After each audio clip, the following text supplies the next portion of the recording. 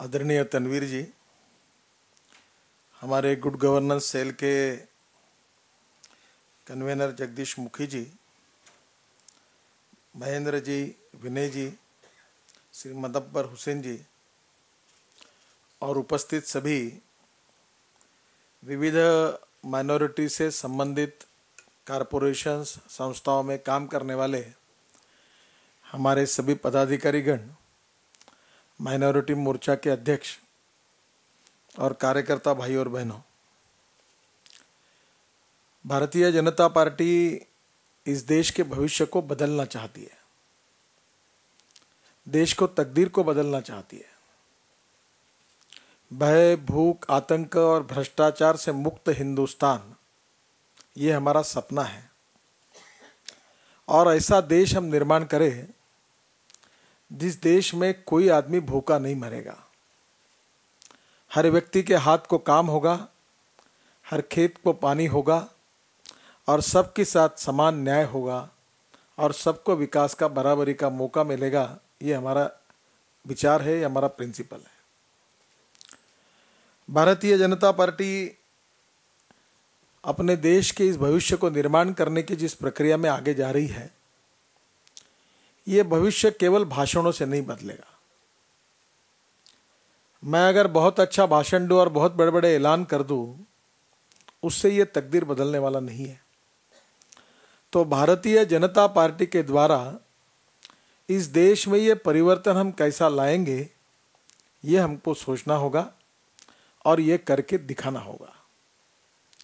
और ये दिखाने के लिए हम में से अनेक लोगों पर काम करने के लिए कहीं ना कहीं मौका मिला है और वह हम कैसा काम करेंगे उसके ऊपर ये भविष्य निर्भर करेगा।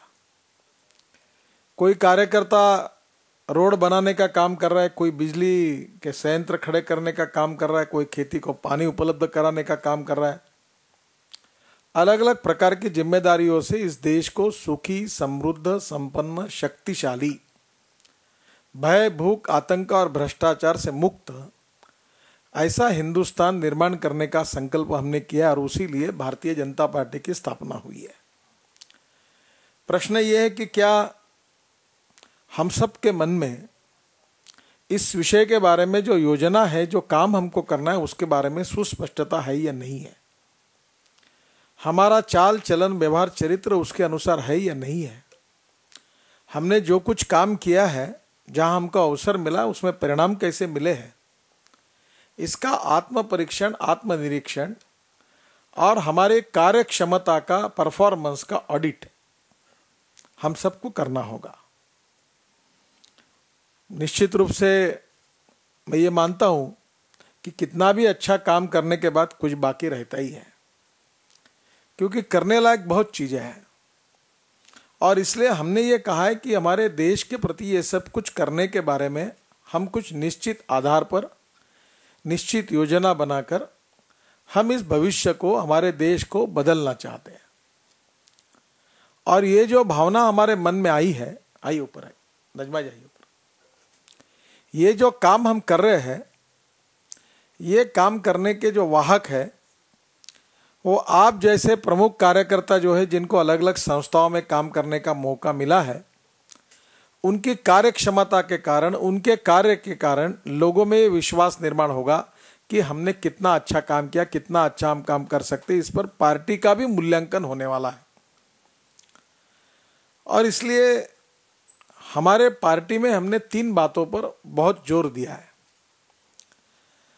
सबसे पहली बात यह है कि पार्टी के कार्यालय में आते ही आपने 3 बातें पढ़ी है। पहली बात है राष्ट्रवाद। हम देशभक्त हैं, हमारे देश के प्रति समर्पित है, हमारे देश को हमारी मातृभूमि मानते हैं और इस देश का सर्वांगीण विकास, देश की जनता का सर्वांगीण विकास, जात, पंथ, धर्म, भाषा, सेक्स, किसी के आधार पर किसी पर अन्याय न करते हुए सबका समान विकास, और इसलिए देश का ये सर्वांगीण विकास, ये राष्ट्रवाद का विचार, ये हमारी पहली प्रायोरिटी है। दूसरी चीज जो हमने स्वीकार की है, उसका संबंध है गुड गवर्नेंस एंड डेवलपमेंट, सुशासन और विकास। सुशासन यानी कोई राज्यों में 24 घंटे बिजली है और कोई राज्यों में 6 घंटे बिजली है, तो वहां के बच्चे रात को अध्ययन कर सकेंगे, यहाँ के लड़के अध्ययन नहीं कर पाएंगे। कुछ राज्यों में गरीबों के लिए, माइनॉरिटीज के लिए, दलितों के लिए, शोषितों के लिए अच्छे मकान हैं, अनाज मिलता है, रोटी मिलती है, काम मिलता है, वो अच्छा जी रहे हैं।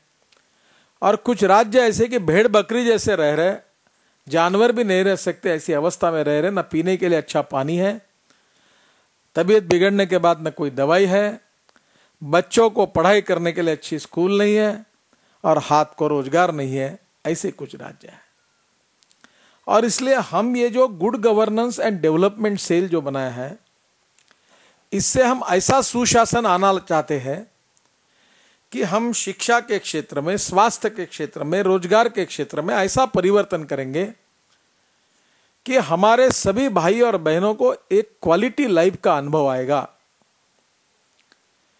ये आने का जो कार्य है, जो अच्छा करना है, उसके लिए हमको जो सिस्टम को अडॉप्ट करना है और जिस प्रकार से हमको काम करना है, जो प्रभावी रूप से करना है, उसका ट्रेनिंग देने के लिए हमने ये good governance and development cell का निर्माण किया है। सुशासन, सुशासन से देश का विकास हो सकता है, देश का भविष्य बदल सकता है। देश में सभी जाति, पंथ, धर्म, भाषा बोलने वाले लोगों के जो युवा लड़के, उनको रोजगार मिल सकता है, गांव का विकास हो सकता है, शहरों का विकास हो सकता है, अच्छी शिक्षा मिल सकती है, अच्छे रोड मिल सकते हैं, बिजली मिल सकती है, पीने को अच्छा पानी मिल सकता है, कम पैसे में अच्छी स्वास्थ्य की सेवा मिल सकती है, सब कुछ हो सकता है। पर यह करने वाला शासन है या नहीं है, यह महत्वपूर्ण प्रश्न है। मैं आपको बताना चाहता हूं कि अभी प्लानिंग कमीशन ने हमारे देश में कौन से राज्यों में 10% गरीबी निर्मूलन का कार्य हुआ उसका उल्लेख किया है, और उसमें 10% से तक गरीबी दूर करने वाले राज्यों में जो नाम है, उसमें कर्नाटक है, हिमाचल है, मध्य प्रदेश है और उत्तराखंड हमारा राज्य था। ये 4 राज्य हैं जिन्होंने 10% गरीबी रेखा के नीचे जाने वाले लोगों को गरीबी से बाहर निकाला। अब ये जो गरीबी बाहर निकले हुए, इसमें हिंदू है, मुसलमान है, दलित है, सब कुछ है। गरीबी केवल हिंदुओं के लिए नहीं होती, सबके लिए होती है। सब जात, पंथ, धर्म, भाषा बोलने वाले के लिए गरीबी होती है। भुखमरी, गरीबी, महंगाई और बेरोजगारी, ये सब समाज के लिए कम अधिक प्रमाण में। अब हमारे राज्यों में गुड गवर्नेंस के द्वारा, सुशासन के द्वारा हमने 10% गरीबी कम की। महाराष्ट्र इसमें एक ही राज्य कांग्रेस शासित है जिसने इसमें काम किया है 10% तक, और बाकी जो 3 राज्यों के नाम है उसमें उड़ीसा, तमिलनाडु और सिक्किम है। बाकी ये तीनों राज्यों में कांग्रेस की सत्ता नहीं है। जहां कांग्रेस की सत्ता है वहां स्थिति ऐसी है कि गरीबों को राहत देने का काम नहीं हुआ है। अगर राज्य का अध्ययन करना है तो ये जो काम हुआ है इसका कारण गुड गवर्नेंस, सुशासन। हमारे छत्तीसगढ़ के सरकार ने एक पीडीएस सिस्टम तैयार की है। हमारी शिखा त्यागी जी ने इसका अध्ययन किया, इसके ऊपर उन्होंने बुकलेट निकाला है, और आज उसके द्वारा ये 1 रुपए किलो चावल की तो योजना है ही, पर उसके साथ साथ देश में एक ट्रांसपेरेंट, गरीबों के घरों तक भ्रष्टाचार से दूर ये अनाज पहुंचाने का बहुत अच्छा काम अगर किसी ने किया है तो छत्तीसगढ़ के सरकार ने किया है। सब गरीबों तक अनाज पहुंच रहा है, जिसकी तारीफ मनमोहन सिंह जी ने की, जिसकी तारीफ हमारे प्लानिंग कमीशन ने की। जो काम छत्तीसगढ़ में अच्छा हो सकता है वो उत्तर प्रदेश में क्यों नहीं हो सकता? जो काम छत्तीसगढ़ में अच्छा होता है वो काम राजस्थान में क्यों नहीं हो सकता? क्यों हमारी हालत ऐसी है? इसका कारण ऐसा है कि जहां जहां जो लोग चुनकर आए हैं वो कैसा शासन कर रहे हैं, अच्छा शासन कर रहे हैं कि बुरा शासन कर रहे हैं, इसके ऊपर न कोई अध्ययन करता है, न कोई इसका ऑडिटिंग करता है, न कोई इसका विचार करता है।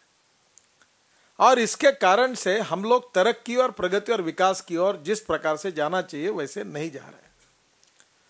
इसलिए जो 3 महत्वपूर्ण बातें हमने स्वीकार की, जो बहुत महत्वपूर्ण है, जिसको आप हर बार हम दोहराते हैं कि राष्ट्रवाद, सुशासन और विकास, गुड गवर्नेंस के द्वारा गरीबी दूर करनी है, बेरोजगारी दूर करनी है, भुखमरी दूर करनी है, महंगाई दूर करनी है, गांव का विकास करना है, जात पंथ धर्म भाषा इसका विचार न करते हुए सबके साथ न्याय करके सबका सर्वांगीण विकास करना है, गुड गवर्नेंस एंड डेवलपमेंट।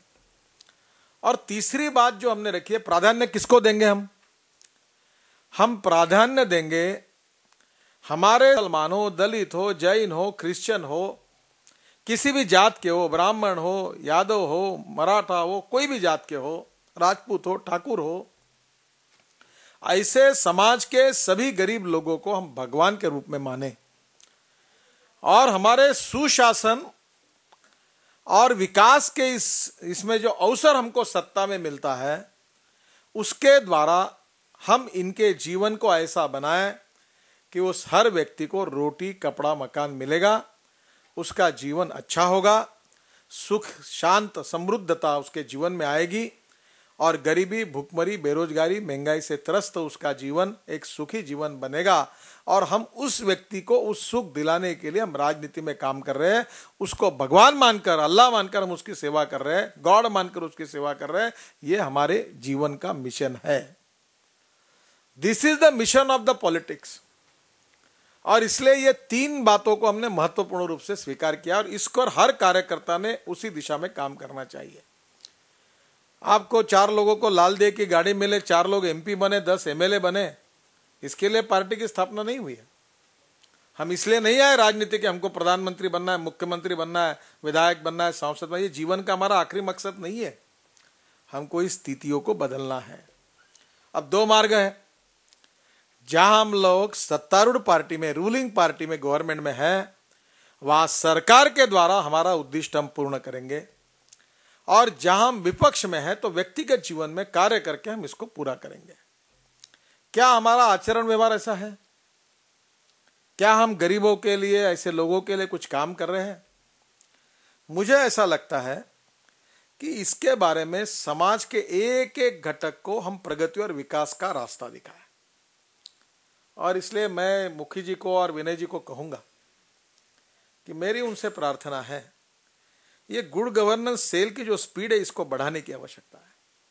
इतने डिपार्टमेंट है दलितों के लिए, आदिवासियों के लिए, माइनॉरिटीज के लिए, इरिगेशन, इंडस्ट्री, पावर, लघु उद्योग, हैंडलूम, हैंडीक्राफ्ट, खादी ग्रामोद्योग, प्रशासन, ई गवर्नेंस, पीडीएस सिस्टम, कितने डिपार्टमेंट है।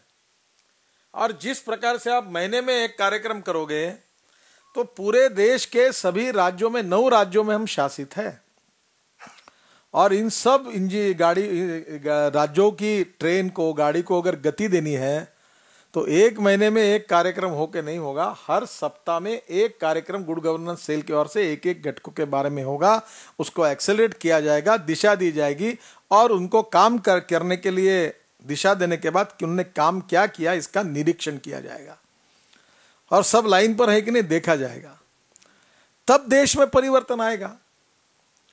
परिवर्तन अगर लाना है तो समस्याएं भी बहुत ज्यादा हैं और इसलिए मैं आपको जो कुछ बातें आपके सामने रखना चाहता हूं उसमें से मैं आपसे 2 बातें आपके सामने रखना चाहता हूं 2 पार्ट में। पहली बात यह है कि क्या आपको देश की समस्या क्या है इसकी कल्पना है? आपके राज्यों की समस्या क्या है इसकी कल्पना है? आप जिस गांव में, जिले में क्या रहते हैं उसकी समस्या क्या है आपको पता है? आप जिस कम्युनिटी में काम करते हो उसकी आपको समस्या क्या है मालूम है? अगर समस्या ही मालूम नहीं है, आप डॉक्टर हैं और आपको ये पता ही नहीं कि पेट में बीमारी है, कि हार्ट की बीमारी है, कि सर में दर्द है, कि पैर में खराबी है, यही पता नहीं चलेगा तो पहली बात ऐसे आप काम कैसे कर सकोगे? दवाई किसको दोगे? नहीं तो सर दर्द है कि एक बार हमारे यहाँ मुंबई में एक गवर्नमेंट का हॉस्पिटल है सेंट जॉर्ज, वो हॉस्पिटल में सब एमएलए भर्ती होते हैं क्योंकि वहाँ मुंबई में वहाँ एक बहुत अच्छी रूम वगैरह मिलती है, एसी रूम मिलते हैं, वीआईपी। मैं भी एक बार वहाँ बीमार हुआ तो मुझे एडमिट किया था, तो मुझे पता नहीं, तो मेरे तो नहीं होती हुई मेरी एंजियोग्राफी करने के लिए वो निकल गए। तो बड़ा हॉस्पिटल में तो एक व्यक्ति थे हमारे कासलीवाल करके एमएलए थे, तो उन्होंने कहा नितिन जी कहाँ आए यहाँ? मैं आया हूँ, मेरा एक पैर को तकलीफ थी, मेरा ऑपरेशन में दूसरा पैर काट रहे थे यहाँ डॉक्टर। हॉस्पिटल में रोज आके पूछते थे वीआईपी, ऐसा ऐसा, आप खाने को क्या चाहिए पीना, और बाकी इसमें ऐसा था कि किसी को मरना है तो जाओ वहाँ, ऐसी स्थिति थी। तो हम तो ऐसा अस्पताल बनेंगे तो देश के सब रोगियों का सत्यानाश हो गया। हमारा डायग्नोसिस परफेक्ट होना चाहिए। हमने समझना चाहिए कि what are the problems of the society, what are the problems of the country, what are the problems of our area, our district, and what are the problems of our city, what are the problems of our community, what are the problems of our family, what are the problems of our party. Without understanding what are the problems, how are we going to find out the solutions? Problems नहीं पता चलेंगे तो solutions नहीं निकलेगा। हम solution provider है। हमको तबीयत को सुधारना है, स्वास्थ्य को सुधारना है, हेल्थ मजबूत करनी है, और इसलिए सबसे पहली बात है कि हमको समस्याओं का अध्ययन करना होगा। अब समस्या क्या है, विशेष रूप से हमारा विषय सीमित है, क्योंकि यहाँ किसानों की समस्या क्या है इस पर चर्चा करके कोई मतलब नहीं है। आप माइनॉरिटीज से रिलेटेड इंस्टीट्यूशन के ऑफिस बेरर है। हमारी समस्या क्या है? 47 में हमको स्वाधीनता मिली है, और आज स्थिति ऐसी है कि 65 साल होने के बाद हमारी चर्चा किस विषय पर हो रही है? सड़क, बिजली, पानी, मकान। आज हमारे देश में अल्पसंख्यक समाज सोशली, इकोनॉमिकली, एजुकेशनली पिछड़ा हुआ है। इसका कारण क्या है? मैं बहुत मूलभूत विषय पर आपसे बात कर रहा हूं। आप अगर ये नहीं समझोगे तो फालतू बातें काम करने में कोई मतलब नहीं है। आज हमारे समाज में क्या है? अज्ञान है, शिक्षा का अभाव है, रोजगार का अभाव है, गरीबी है, भूखमरी है, महंगाई है, अच्छे रहने के लिए मकान नहीं है, खाने के लिए रोटी नहीं है, शरीर पर कपड़े नहीं है, बच्चों के लिए स्कूल नहीं है। तो तरक्की कैसे होगी? आप कितने भी कमीशन अपॉइंट करो, कितने भी रिपोर्ट लाओ, प्रगति कहां से होगी? हमको समाज को सरकार के द्वारा पार्टी के रूप में यह दिखाना होगा कि दिस इज ए वे। ये हमारा राष्ट्रीय महामार्ग है, एक्सप्रेस हाईवे है, जो प्रगति और विकास का है, जो बीजेपी चाहती है। इस रोड से जाने से इस देश के अल्पसंख्यक समाज का कल्याण होगा, भूखमरी, बेरोजगारी, महंगाई इससे दूर होगा। ये हमारे सॉल्यूशंस है, ये हमारे उपाय है, ये हमारे उत्तर है। मैं आपको विश्वास के साथ बताना चाहता हूं, विश्वास के साथ बताना चाहता हूं कि भारतीय जनता पार्टी के पास आज के वर्तमान समस्याओं के उत्तर है, जवाब है। हम इस देश को गरीबी, भूखमरी, बेरोजगारी से मुक्त कर सकते हैं। कोई कठिन नहीं है, कोई कठिन नहीं है। मैं एक भारतीय जनता पार्टी का कार्यकर्ता करके अनेक उपक्रमों में काम करते रहता हूं सामाजिक भावना से, और मेरा विश्वास है कि यह संभव है। मैंने 10,000 युवाओं को रोजगार दिया है, और अब 50,000 की बात कर रहा हूं, कोई सरकार की मदद नहीं लेते हुए, और गांव में काम कर रहा हूं। आपने भी यह तय किया कि समाज की सेवा करने के भाव से आपने भी तय किया कि मैं एक अच्छा अस्पताल चलाऊंगा, मैं अच्छी स्कूल चलाऊंगा, मैं अच्छे बच्चों के लिए अच्छे संस्कार करने वाले अच्छी स्कूल चलाऊंगा। देखो, आसमान फटा हुआ है, हम लोग पूरा आसमान तो नहीं सिलाई कर सकते, उसकी समस्या अनेक है। जवाहरलाल नेहरू ये कहते थे कि India is not a nation, it's a population. जितने व्यक्ति है उतनी समस्या है। तो हम इतना तो कर सकते हैं, हम समस्या करके नहीं रहे, और हम लोग 10,000 लोगों के समस्याओं को सुलझाने की कोशिश करेंगे। ये हो सकता है। ये हमारे विचारों के अनुरूप हम जहां सत्ता है वहां सत्ता के माध्यम से ये कर सकते हैं, और जहां विपक्ष है वहां व्यक्ति के नाते हम अच्छा काम कर सकते हैं। हमको क्या करना है? सबसे पहली बात है, ये मदरसे बोर्ड के भी आप लोग यहां आए हैं, मैं आपको बता दूं, शिक्षा का क्षेत्र है। आपको मालूम है 21वीं सदी की सबसे बड़ी शक्ति अगर कोई है, पावर कोई है, तो ज्ञान। Education is the strongest power of 21st century. ज्ञान। अब मुझे बताइए, डॉक्टर अब्दुल कलाम साहब को हिंदुस्तान क्यों स्वीकारता है? क्योंकि एक श्रेष्ठ वैज्ञानिक के नाते उन्होंने जो अपने जीवन में आउटस्टैंडिंग काम करके दिखाया, इसलिए इस देश के सभी जात, पंथ, धर्म, भाषा के लोग उनको स्वीकारते हैं। It is because of his knowledge. उनकी स्ट्रेंथ क्या है? उन्होंने कभी भाई बहनों करके कोई किसी को वोट मांगे नहीं, किसी को दिए नहीं, देश के राष्ट्रपति बने। क्यों बने? क्योंकि एक विद्वान संशोधक, साइंटिस्ट के नाते उन्होंने देश में आउटस्टैंडिंग रिसर्च किया और उसके कारण उनको इतनी मान्यता मिली कि उनके जैसा एक व्यक्ति देश के राष्ट्रपति बने। सो नॉलेज इज ए पावर। अब क्या स्थिति है नॉलेज की हमारे पास? अगर हमको 21वीं सदी में जाना है तो हमको अंग्रेजी सीखना होगा। मैं राष्ट्रवादी हूं, हिंदी राष्ट्रभाषा है, पर वर्ल्ड में जाकर अगर मुझे बिजनेस करना है, सॉफ्टवेयर में इंजीनियर बनना है, तो अंग्रेजी आनी चाहिए। अंग्रेजी आनी चाहिए, पर अंग्रेजी कल्चर, अंग्रेजी सभ्यता को स्वीकारने की आवश्यकता नहीं है। आधुनिकीकरण होना चाहिए, मॉडर्नाइजेशन होना चाहिए, पर पाश्चात्यकरण नहीं होना चाहिए। विज्ञान, तंत्र विज्ञान ये भविष्य है। इंफॉर्मेशन टेक्नोलॉजी और बायोटेक्नोलॉजी ये भविष्य है।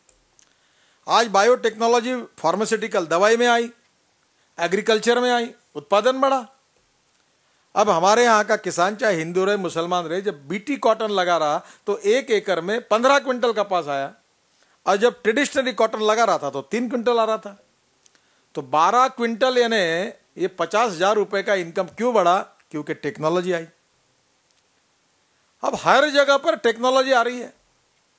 अब ये लाइट पहले यूज करते थे, इसमें एलईडी आया, तो जितनी पावर यूज होती है उसमें एलईडी लाइट उतने ही प्रकाश के लिए 80% पावर का सेविंग है। तो वो पावर वापरोगे तो आपका बिल कम आएगा, और ये ट्रेडिशनल लाइट लगाओगे तो आपको बिल ज्यादा देना पड़ेगा, खर्चा ज्यादा होगा। अब आगे का युग ऐसा है जो मैं देख रहा हूं, क्योंकि मैं विज्ञान वाला हूं और मैं ये काम पार्टी से ज्यादा यही काम करते रहता। अभी मैंने एक पंप तैयार किया 3 हॉर्स पावर का, और जो हमारा किसान चलाते ना 3 और 5 का टेक्नोलॉजी तैयार की। मैं जर्मनी में गया, हमारे इंजीनियर्स भेजे थे, एक पावर पैक तैयार किया कि एग्जिस्टिंग जो डीसी पंप है, क्योंकि सोलर पावर एसी पे आती है, तो पावर पैक से ऐसा पंप तैयार किया 3 हॉर्स पावर का कि जो सौर ऊर्जा पर चलता है, वही पंप, सेम पंप। तो अब किसानों के पास अगर 8 घंटा बिजली नहीं होगी तो सुबह 8 से लेकर शाम को 6 बजे तक उसको बिजली सौर ऊर्जा से मिलेगी, सूरज से मिलेगी।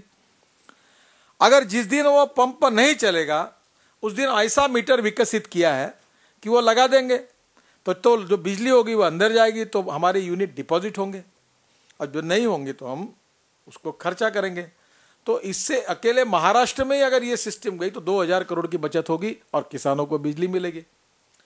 ये टेक्नोलॉजी है, और इसलिए विज्ञान, तंत्र विज्ञान, इंफॉर्मेशन टेक्नोलॉजी, बायोटेक्नोलॉजी ये भविष्य है। ये पढ़ाया जा रहा है क्या लड़कों को? मैं जब मंत्री था महाराष्ट्र में तो मैंने एक ही इंजीनियरिंग कॉलेज दिया नागपुर में, अंजुमन इस्लाम करके मुस्लिम संस्था को इंजीनियरिंग कॉलेज दिया, और उसमें लड़कियों का इंजीनियरिंग कॉलेज तैयार हुआ है। आप कभी नागपुर आए तो जाइए। और उस कॉलेज में अभी तक मेरे कार्यकाल के बाद 6000 मुस्लिम लड़कियां इंजीनियर बनी है। 6000। अगर मुझे बताइए कि मैं अगर वो इंजीनियरिंग कॉलेज नहीं देता तो मेरे शहर से मुस्लिम लड़कियां इंजीनियर बन सकती थी क्या? वो आईएएस ऑफिसर नहीं बन सकती क्या? इंजीनियर नहीं बन सकती? डॉक्टर नहीं बन सकती? बन सकती, पर आप सिखाते नहीं हो। आप मदरसे में जरूर सिखाओ, संस्कार करो, पर उनको विज्ञान, तंत्र विज्ञान, engineering, information technology, management, hospitality, hotel management नहीं सिखाओगे तो रोजगार कहां से मिलेगा? कांग्रेस ने 65 साल में दिया क्या मुसलमानों को? मैं बार बार कहता हूं, चाय की टपरी, पान ठेला, कबाड़ी का दुकान, ट्रक ड्राइवर, क्लीनर, नहीं तो भंगार की दुकान, दूसरा कुछ है? कुछ नहीं है। 65 साल हो गए, 58 साल इन्होंने शासन किया। मुस्लिम समाज में मुझे शर्म आती है कहते हुए, एक सोशल सर्वे मैंने पढ़ा कि रेड लाइट एरिया में ज्यादा से ज्यादा महिलाएं कहां से आ रही है? तो मुस्लिम समाज से आ रही है। ये अच्छी बात है। देखिए, भारतीय जनता पार्टी तो ऐसा देश खड़ा करना चाहती है कि जिसमें कोई बहुसंख्यक नहीं होगा, कोई अल्पसंख्यक नहीं होगा, सब एक होंगे। हमारा सबका खून एक है, इतिहास एक है, विरासत एक है, संस्कृति एक है। कोई नमाज करता है मस्जिद में जाएगा, कोई चर्च में जाएगा, कोई मंदिर में जाएगा। एक बार नहीं 100 बार नमाज पढ़ो, 2 घंटे पढ़ो, भाई तुम्हारा अधिकार है, कोई मतलब, कोई हमको मतभेद नहीं है। उपासना पद्धति किसकी क्या होगी, यह सबका अधिकार है, संविधान में अधिकार मिला है, पर हम सब एक है। हमारी संस्कृति, हमारी इतिहास, हमारा विरासत एक है, हमारा देश एक है। यही तो भावना लेकर हम काम कर रहे हैं। और इसलिए मैं आपको सबसे पहले बताना चाहूंगा कि ये गुड गवर्नेंस सेल के द्वारा हमारे माइनॉरिटी कम्युनिटी को सामाजिक, आर्थिक, शैक्षणिक क्षेत्र में, स्वास्थ्य के क्षेत्र में, इंफ्रास्ट्रक्चर के क्षेत्र में, रोजगार के क्षेत्र में नए अवसर प्राप्त करने वाली नीतियां क्या आप जहां सत्ता पर आपने बनाई है? क्या आपका उस प्रकार से काम शुरू है? क्या आप जहां रहते हैं वहां अपने समाज के बंधुओं को अच्छी स्वास्थ्य की सेवा मिल रही है? क्या हेल्थ इंश्योरेंस की कोई स्कीम बन सकती है? लोग मर रहे हैं। मुझे आपको बताते हुए शर्म आती है कि मैं जिस शहर से आया हूं वहां डायलिसिस होने के लिए, अब देश में यह प्रॉब्लम है, 3,000 रुपए लगते हैं एक डायलिसिस के। अब इस देश में हमारी सरकार कह रही है कि हमारे देश में जिनका इनकम 32 रुपए पर डे है वो धनवान लोग हैं शहरों में, और जिनका 27 रुपए प्रतिदिन है वो गांव में धनवान है। तो 900 रुपए महीना पकड़ लो। अब देश में 80% तो लोग ऐसे हैं कि जिनका इनकम इतना कम है कि ये 3,000 रुपए पर डायलिसिस, और महीने में 4 डायलिसिस करनी है तो 12,000 रुपए लगते हैं। अब 12,000 रुपए कौन दे सकता है? अगर डायलिसिस नहीं करेगा तो मर रहे लोग, माइनॉरिटी के मर रहे, हिंदू समाज मर रहे, दलितों के मर रहे, सब देश में मर रहे हैं। उपलब्ध तो नहीं। हार्ट का ऑपरेशन करना है, एक ऑपरेशन के लिए 1.5 लाख रुपए कम से कम लगते हैं। कैसे करेगा? वॉल रिप्लेसमेंट कैसे? मरते हैं लोग। आज डॉक्टर के पास जाना, प्राइवेट हॉस्पिटल में दवाई लेना, कहां से? गवर्नमेंट हॉस्पिटल में दवाई नहीं है, डॉक्टर नहीं है। गरीब लोग जाते हैं, 2-2, 4-4 घंटे बैठते हैं, वो जांचते हैं तो बोलते हैं दवाई बाहर से लाओ, MRI निकालना है तो पैसे दो। गरीब लोगों का कोई वाली नहीं है। हमारी महानगर पालिका सत्ता में मेयर को बुलाया, मैंने 2,000 हार्ट के ऑपरेशन निःशुल्क करके दिए, उसमें से 450 मुसलमानों के ऑपरेशन करके दिए। तो मैंने उनको कहा कमिश्नर को कि ये मुझे अच्छा नहीं लग रहा। तो बोले इसकी योजना तैयार करो। योजना सर इसमें कैसी होगी? ये हो नहीं सकती। मतलब क्या नहीं हो सकती? ये हो नहीं सकती कहने वाले तुम कौन होते हो? हम तय करेंगे क्या हो सकता है, हम चुनकर आए, हमारी पार्टी का शासन है। मैंने कहा आप तय करो, 500 रुपये सरकार के मिलते हैं, 500 रुपये आप दो, और मैं डॉक्टर ढूंढता हूं। मैंने एक 10 डॉक्टरों की मीटिंग बुलाई, एक उखड़कर करके डॉक्टर आए, और उसको मैंने कहा कि एक काम करो, 3,000 रुपये लगते हैं, एक डायलिसिस के पीछे कारपोरेशन 500 रुपये देगी और 500 रुपये पेशेंट देगा। अब 500 रुपये में ये चालू करो डायलिसिस। योजना बनाई, टेंडर निकाला, उसको दिया। रोज 70 लोगों का डायलिसिस, 70 से 100 लोगों का डायलिसिस हो रहा। जान बच गई उनकी। मैं गया उद्घाटन के लिए वहां। कल मैं मुंबई था तो मुझे एक ट्रस्ट वाले मिले, हम 100 रुपये में डायलिसिस करते। बोला तुरंत आओ, 15 तारीख को मैं तुमको भी एक जगह देता हूं। जो गरीब है जिसको 3,000 रुपये लगते थे 100 रुपये में, तो 500 रुपये म्यूनिसिपल काटने लगे तो देगी, 100 रुपये वो लेगा। गरीबों का फायदा हुआ। हमारी सत्ता होने के बाद मैं ये कह सकता हूं कि हमारी महानगर पालिका में कम से कम साल भर में हमने 2,000 लोगों की जान बचाई है, जिसमें हिंदू है, मुसलमान है, शेड्यूल कास्ट है, सब है। अगर ये करने की संवेदनशीलता आपके पास नहीं है और आप मंत्री पद और वहां बड़े बड़े पोस्ट पर चेयरमैन बन के लाल दिए के गाड़ी में बड़ा दिमाग दिखा रहे हो, पुलिस की सिक्योरिटी का सैल्यूट करा रहे हो, क्या उपयोग है हमको? मैं अध्यक्ष करके बताता हूं, कोई फायदा नहीं तुम्हारा। हम इसके लिए नहीं काम कर रहे हैं। हम राजनीति में आ रहे हैं, जो दीनदयाल उपाध्याय और श्यामा प्रसाद मुखर्जी ने कहा कि हमको गरीबों की सेवा करनी है। ये काम, एक एक छोटे छोटे काम आप जिस संस्था में काम कर रहे हो वो कर रहे हो कि नहीं कर रहे हो, ये मुखी जी इसका हिसाब लगाना पड़ेगा। नहीं तो एक विद्यार्थी था, स्कूल में गया और परीक्षा में फेल हो गया। तो उसके माँ बाप गए और उन्होंने टीचर को कहा कि ये तो 8-8 घंटे रोज अध्ययन करता है, ये फेल कैसे हुआ, आपने गलत जांचा है।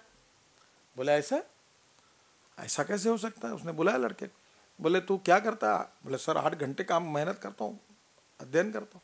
अच्छा तो 8 घंटे क्या करता है। बोले सर जो स्कूल में पढ़ाया जाता है वो मैं रफ में लिखता हूँ और घर में जाके 8 घंटे बैठकर रफ का मैं फेयर करता हूँ। ये रफ का फेयर करने वाले नेताओं की जरूरत नहीं है। जिनको ऐसा है, मैं अक्सर कहता हूँ कि हजारों लाखों ऐसे बेक काम के लोगों के बजाय 10 काम करने वाले अच्छे पुराते हैं। Whether you want to lead the people और lead by the, we want to lead the people. दुनिया झुकती है, झुकाने वाला चाहिए, कुछ मतलब नहीं। आप काम करके दिखाओ, बिल्कुल लोग आते हैं आपके साथ। और इसलिए आपके क्षेत्र में जिस संस्था में आपको अवसर मिला है उसमें आपने आपके ही समाज के भलाई के लिए अगर कुछ नहीं किया होगा तो पद खाली करो। तुम्हारे होठ बटोरने के लिए तुम अपने खादी के कड़क कड़क कपड़े पहनकर और जैकेट पहनकर, साहब आए साहब गए, साहब बैठे, पुलिस आए, सिक्योरिटी मारे, कोई नहीं पूछता। मैं हमारे यहाँ मुंबई में वर्ली में रहता हूँ और उस सी फेस पर, कभी आपने मुंबई देखी होगी, तो मैं समुद्र पर जाके कभी कभी बैठता हूँ तो बहुत एक्स मुख्यमंत्री, एक्स डीजी, एक्स मंत्री मुझे दिखते हैं, चुपचाप चलते रहते, कोई कुत्ता भी नहीं पूछता उनको, कुछ नहीं पूछता, कोई उनकी तकसीर नहीं लेता। यानी एक भी आदमी उसको, अकेले चलते रहते, आते रहते, चले गए, लोग भी भूल गए उनको। लोग बाबा साहेब अम्बेडकर को नहीं भूले, नहीं भूले, लोग शिवाजी महाराज को नहीं भूले, लोग महात्मा गांधी को नहीं भूले। लोग ऐसे आए हुए लोग आते और जाते जो रफ का फेयर करते उनको भूल जाते हैं। मैं आपसे अनुरोध करूंगा कि आपको अगर इसमें से आपके कार्य में ऐसा कहना चाहिए लोगों ने कि नहीं भाई ये व्यक्ति था, इसने अच्छा काम किया। देखो लोग बहुत होशियार हैं और मैं आपको बताता हूं, हम भूल जाते पर लोग नहीं भूलते हैं, लोग भूल जाते हैं। मैं कुछ दिन पहले एक आश्चर्य की घटना हुई। मैं तो मंत्री अभी जाकर कितने दिन हो गए मैं भूल गया। मैं 6-7 साल हुए, मंत्री पद भी भूल गया, सब काम भी भूल गया। पर मैं मंत्री था तो मैंने मुंबई और पुणे के बीच में एक एक्सप्रेस हाईवे बनाया, या 140 किलोमीटर के स्पीड से गाड़ी दौड़ती है। तो मैं आ रहा था दिल्ली में अध्यक्ष बनने के बाद, 6-7 महीने पहले की घटना है। तो एक फिल्म एक्टर है जॉकी श्रॉफ करके, तो मुझे वो, जैसे मैं मुंबई एयरपोर्ट में गाड़ी में बैठा तो वो भी मेरे पीछे आए और मेरे नज़दीक और एकदम मेरे पैर छुए उन्होंने। तो मैंने उनका जाके जी ये क्या कर रहे हैं आप, उठे ऐसा मत करें। बोले मेरा एक काम है आपसे। तो बोला बोलो क्या है। बोले नितिन जी कुछ भी करिए, साउथ मुंबई को एक्सप्रेस हाईवे से जोड़ दीजिए। तो मैंने तुरंत कहा जाकी जी आपको शायद राजनीति का कुछ पता नहीं होगा, अब मैं मंत्री भी नहीं हूँ और हमारे पार्टी का राज्य भी नहीं है, तो हम कहाँ से करेंगे। तो उन्होंने मुझे कहा कि आपको क्या लगता है मुझे राजनीति मालूम नहीं है। मुझे मालूम है कि आप मंत्री भी नहीं हैं और आपके पार्टी का राज्य भी नहीं है और आप दिल्ली में गए हैं, ये भी मुझे मालूम है। पर मेरे मन में एक ही विश्वास है कि जिस दिन आप सत्ता पर कोई पद आपको मिलेगा उसी दिन ही ये काम हो सकता है, दूसरा कोई नहीं कर सकता। इसलिए मैं एडवांस बुकिंग करने के लिए आपको बता रहा हूं कि ये कभी भी आप इसको याद रखिए। अब ये विश्वास पैदा होता है वो काम से है, और इसलिए आप जिस संस्था में काम करें हर मिनट में सोचो कि आपके इस इंस्टीट्यूशन ने, इस बोर्ड ने हमारे समाज के गरीब लोगों के लिए कितना काम किया है। अध्यक्ष आए गुलाब का हार पहनाओ, मुख्यमंत्री आए उसकी तारीफ करो, उसके लिए शेर गाओ, ये काम मत करो। ये हार फार डाल के और कटआउट खड़े करके कोई फायदा नहीं होता। हम कोई ध्यान नहीं देते इसके तरफ। मैं तो करूंगा नहीं, टिकट विकट कोई मिलता नहीं इसमें से। सब टिकट तो हमारा तो अभी सर्वे ऐसा है, हम नीचे से जानकारी लेते क्या हो रहा है, मुझे सब मालूम है। आप हिंदुस्तान के कोई भी कॉन्स्टिट्यूंसी का बताइए, और मैं विश्वस्त हूँ मेरा काम है जो जमीन पर अपने गांव में सबसे अच्छा काम कर रहा है, पार्टी का, संगठन का और जनता के लिए सेवा का काम कर रहा है, जिसके पीछे लोग हैं, ऐसे लोगों को हम टिकट दे। यहाँ आकर मेरे पास 10 बार आया और मिठाई का डब्बा दिया और 4 बार मुझे पहनाया, मैं कोई किसी के टिकट की सिफारिश नहीं करने वाला हूँ।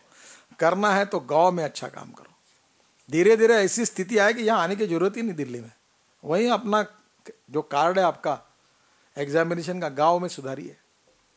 गांव में अगर आपने अच्छा काम किया मिलेगा। और इसलिए मैं आपसे ये अनुरोध करना चाहता हूँ कि ये जो 2 दिन का वर्ग है, इस माध्यम से आप 2 चीज़ों पर अध्ययन करिए।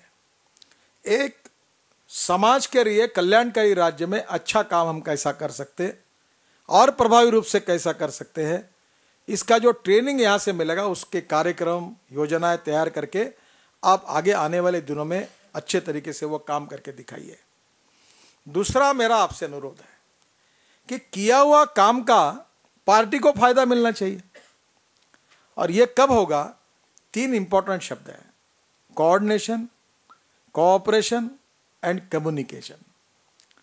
अगर हमारे पार्टी और हमारे सत्ता में काम करने लोगों के बीच में सहकार्य होगा, संवाद होगा और समन्वय होगा तो हो सकता है। और तीसरी बात जो मैं आपको कहना चाहूँगा, क्योंकि आप माइनॉरिटीज हैं, ये दिल्ली जो है इसकी राजनीति 2 मुद्दों पर चलती है। और वो मैं कभी दिल्ली में ज़्यादा आया भी नहीं और कभी आने का मौका मिलेगा ऐसा मुझे लगता भी नहीं था, मैं दूर ही रहता था। ये दिल्ली की राजनीति 2 मुद्दों पे चलती है, एक इमेज वर्सेस रियलिटी और दूसरी परसेप्शन वर्सेस रियलिटी।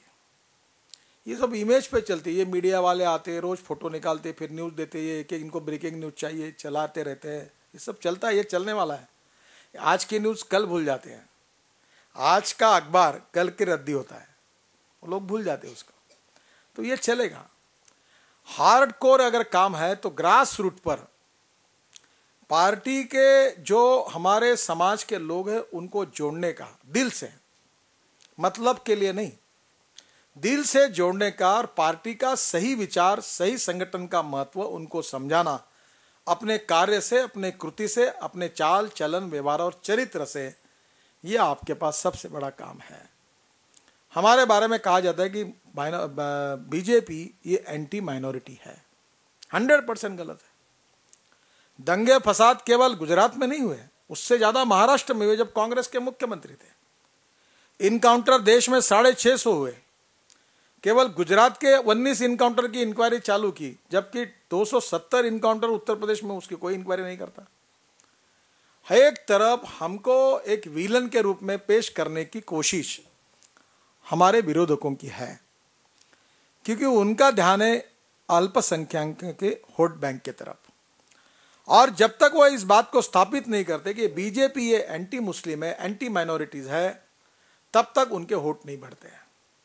आज गोवा में चुनाव हुआ, हमारे कैथोलिक क्रिश्चियन 40 में से 9 हमारे सदस्य ऐसे हैं, 40 टोटल विधानसभा में है, 27 हमारे फेवर में चुनकर आए हैं और 9 ऐसे हैं जो कैथोलिक क्रिश्चियन है, चुनकर आए हैं। आज देश में अनेक हमारे अल्पसंख्यक समाज के कार्यकर्ता अच्छा काम कर रहे हैं।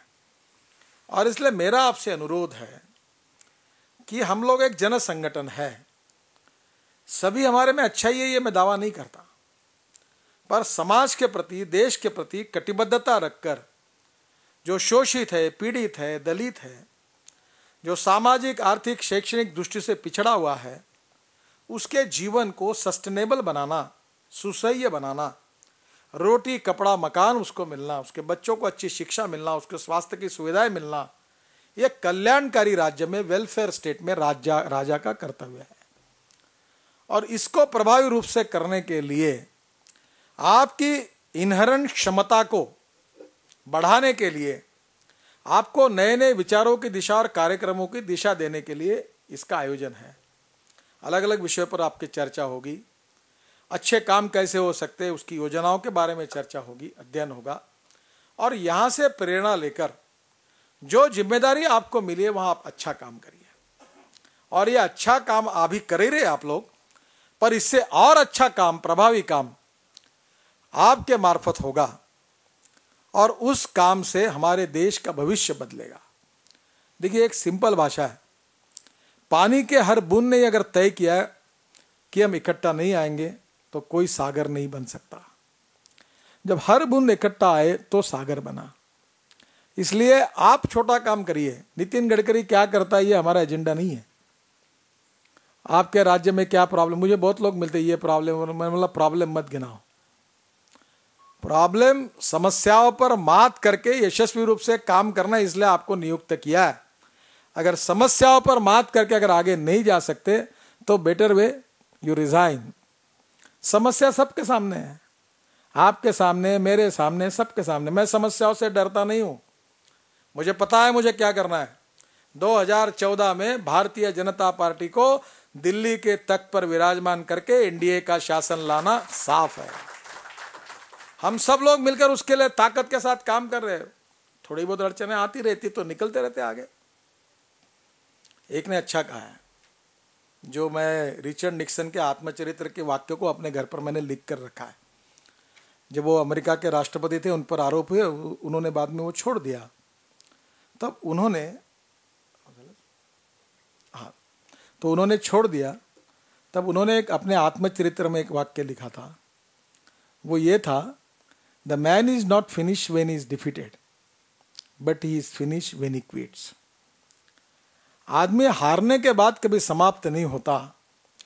जब समस्या देखकर युद्ध भूमि से वो भाग जाता है तब वो समाप्त होता है। हमको आगे जाना है, लोगों में जाना है, अच्छा काम करना है, लोगों के मन में हमारी जो बारे में गलत फहमियां हैं वो दूर करनी है। भारतीय जनता पार्टी विकास की राजनीति करना चाहती है, सुखी समृद्ध संपन्न हिंदुस्तान बनाना चाहती है, भय भूख आतंक भ्रष्टाचार महंगाई से मुक्त हिंदुस्तान बनाना चाहती है। हिंदू मुसलमान जैन क्रिश्चियन सबके साथ समान न्याय होने वाली शासन व्यवस्था प्रस्तापित करना चाहती है। हम देश की तकदीर को, देश के भविष्य को बदलना चाहते हैं। देश को गरीबों को आधार देना चाहते हैं, बेरोजगारों को रोजगार देना चाहते हैं, गांव गरीब मजदूर किसान की हम प्रगति चाहते हैं।